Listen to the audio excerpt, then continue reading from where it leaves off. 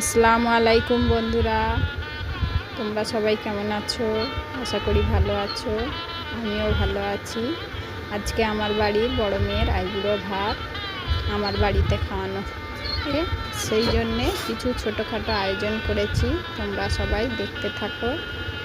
ভালো লাগলে কমেন্ট করো, লাইক করো, সাবস্ক্রাইব করো। এই আয়োজনে দেখো, আর এটা আমার বাড়ির বড় মেয়ে।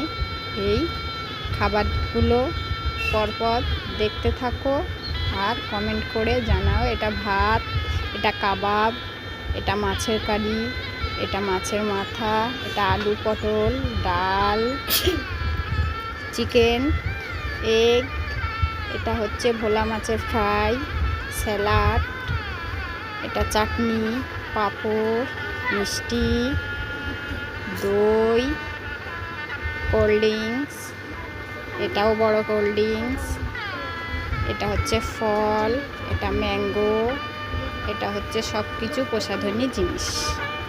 এই আমাদের বাড়ির বড় মেয়ে।